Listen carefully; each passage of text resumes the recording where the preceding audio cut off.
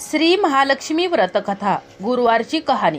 श्री महालक्ष्मीची ध्यानी घ्यावी अशी ही कहाणी द्वापार युगातील आपल्या भारतातील सौराष्ट्र देशात घडलेली श्री महालक्ष्मी व्रताची कथा।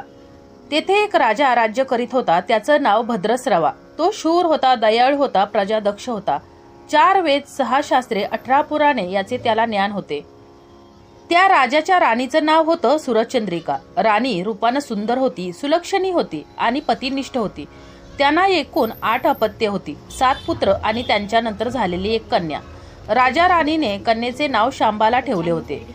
एकदा देवीच्या मनात आलं, आपण राजाच्या राजप्रसादी राहावं, त्याने राजा आणखी सुखी होईल, प्रजेलाही तो आणखी सुख देईल। गरीबाकडे राहिले तर सगळ्या संपत्तीचा तो एकटाच उपभोग घेईल। म्हणून देवीनं म्हातारीचं रूप घेतलं, फाटकी वस्त्र ल्याली, आधारासाठी काठी घेतली आणि काठी टेकत टेकत ती राणीच्या महालाच्या दाराशी आली। पुढं तिला पाहताच एक दासी पुढे आली। तिनं म्हातारीला विचारलं, कोण ग बाई तू, कुठून आलीस, काय काम काढलंस, काय हवं आहे तुला? म्हातारीचं रूप घेतलेली महालक्ष्मी म्हणाली, माझं नाव कमलाबाई, द्वारकेला राहते मी, तुझ्या राणीला भेटायला आले। कुठे आहे ती? दासी म्हणाली, राणी साहेब महालात आहेत, त्यांना सांगायला गेले तर त्या माझ्यावरच रागवतील, तुला त्या कशा भेटतील? तुझा अवतार पाहून तुला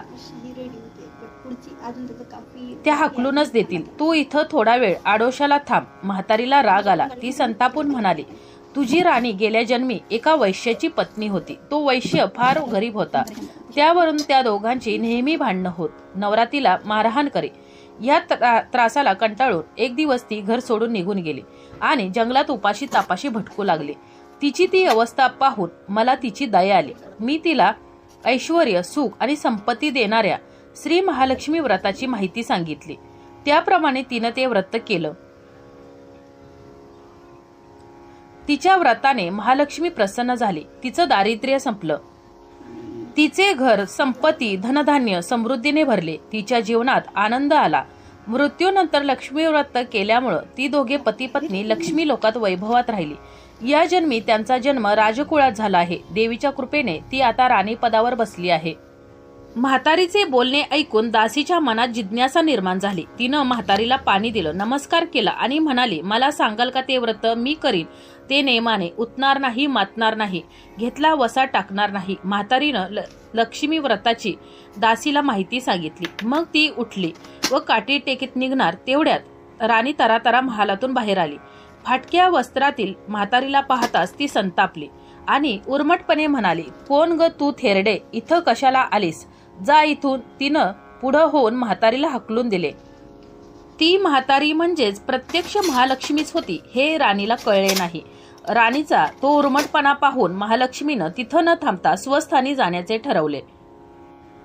राणीचा महाल सोडून म्हातारी निघणार तोच एक मुलगी लगबगीने बाहेर आली। ती मुलगी होती राजकन्या शांबाला। तिनं येऊन म्हातारीला नमस्कार केला, नी कळवळून म्हणाली, आजी रागावू नका, माझी आई चुकली, तिच्यासाठी मला क्षमा करा, मी तुमच्या पाया पडते। राजकन्याचे ते बोलणे ऐकून श्री महालक्ष्मीला तिची दया आली। तिनं शांबाला लक्ष्मी व्रताची माहिती सांगितली। तो दिवस होता मार्गशीर्ष महिन्यातील पहिला गुरुवार। पुढे त्या दासीनं लक्ष्मी व्रत केलं, तिची स्थिती सुधारली, दासी पण सोडून ती सुखाने संसार करू लागली। राजकन्या शांबालानेही भक्तिभावानं सांगितल्याप्रमाणे महालक्ष्मी व्रत केलं। सगळे नियमधर्म पाळून दर गुरुवारी तिने ते व्रत केलं। शेवटच्या गुरुवारी उद्यापन केलं। लवकरच शांबालाचा विवाह सिद्धेश्वर नावाच्या राज्याच्या मालाधर नावाच्या राजपुत्राशी झाला। तिला राजवैभव मिळाले। लक्ष्मी व्रताच्या प्रभावाने तिचा संसार सुखासमाधानाचा चालू लागला। पण इकडे भद्रश्रवा व राणी चंद्रिका यांना हळूहळू वाईट दिवस यायला लागले।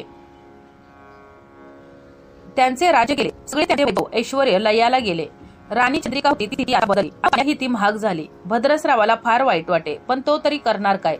एक एक दिवस चिंतेत उगवत होता तसाच तो मावळत होता। एक दिवस भद्रश्रवाला वाटले मुलीकडे जावं, तिला पाहावं आणि 4-8 दिवस तिच्याकडे राहावं। त्याप्रमाणे तो जावयाच्या राज्यात आला। चालून चालून तो खूप दमला होता, म्हणून थोडा वेळ विश्रांती घेण्यासाठी तो एका नदीच्या काठी बसला। दासीची राणी नदीवर येत होती। तिनं भद्रश्रवाला ओळखलं। दासी धावत महालात गेली, राजाला बातमी सांगितली। शांबालाही शांबालालाही ते समजले. शांबाला आणि मालाधाराने रथ पाठवून भद्रस्रावाला मोठ्या सन्मानाने राजवाड्यात आणले. त्याचा आदर सत्कार केला. काही दिवस जावयाचा आणि मुलीचा पाहुणचार घेत भद्रस्रावा राजवाड्यातच राहिला. आता परत जायचे त्याच्या मनात विचार घोळू लागले. जावयाला त्याने तसे सांगितले. जावयाने संमती दिली. भद्रस्रावा परत जायला निघाला. तेव्हा शांबालाने एक हंडा भरून धन पित्याला दिले. तो हंडा घेऊन भद्रस्रावा घरी आला. मुलीने धनाने भरलेला हंडा दिला आहे हे ऐकून सूरचंद्रिकेचा आनंद गगनात मावेना. तिने घाईघाईने हंड्यावरचे झाकण काढले. आत पाहते तर काय, हंड्यात धनच नव्हते, फक्त कोळसेच. महालक्ष्मीच्या अवकृपेने हंड्यातल्या धनाचे कोळसे झाले होते. चंद्रिकेने कपाळावर हात मारून घेतला. भद्रस्रावाला हा चमत्कार पाहून चकितच झाला होता.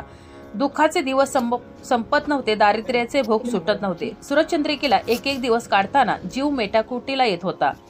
एक दिवस सूरचंद्रिकेच्या मनातही आले. लेकीला भेटायला जायची इच्छा निर्माण झाली.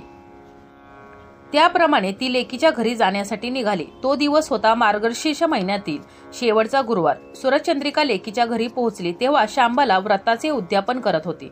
शांबालेने आईकडूनही लक्ष्मी व्रत करून घेतले.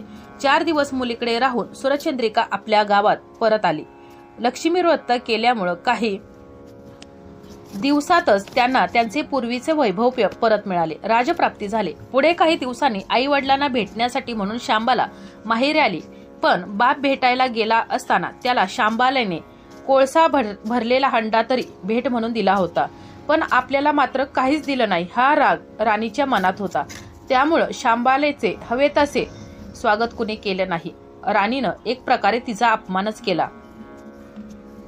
पण शांबालेला आईचा राग आला नाही.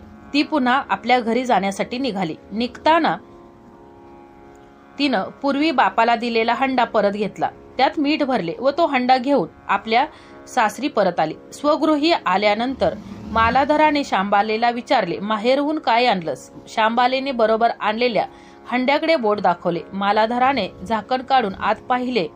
आत हंड्यात मिठाचे खडे. मालाधराने चकित होत पत्नीला विचारले, हे काय? या मिठाचा उपयोग काय? शांबाला म्हणाली, थोडं थांबा, कळेलच. त्या दिवशी शांबालेने कुठल्याच पदार्थात मीठ घातले नाही. सगळे पदार्थ आळणीच केले. मालाधर जेवायला बसल्यावर तिने सगळे पदार्थ वाढले. जेवण सगळं आळणी लागलं. मग शांबालेने पानात थोडेसे मीठ वाढले. अन्न पदार्थात हे मीठ मिसळताच बेचव अन्नाला चव आली. हा मिठाचा उपयोग, शांबाला पतीला म्हणाली. मालाधरालाही तिचं म्हणणं पटलं. थोडक्यात जो कोणी महालक्ष्मीचं व्रत श्रद्धेने आणि मनोभावे करतील तर त्यांना श्री महालक्ष्मी प्रसन्न होऊन त्यांच्यावर कृपा होईल. पण श्रीमंती आल्यावर सुद्धा माणसाने उतू नये, मातू नये. नित्यनेमाने श्री महालक्ष्मी व्रत करावे. देवीचे मनन चिंतन करावे. म्हणजेच देवी सदैव तुमच्या पाठीशी उभी राहील, तुमच्या सर्व इच्छा मनोकामना पूर्ण करील. अशी ही श्री महालक्ष्मीची कहाणी. गुरुवारची सुफळ संपूर्ण. ओम श्री महालक्ष्मी नमः. ओम शांती शांती शांती.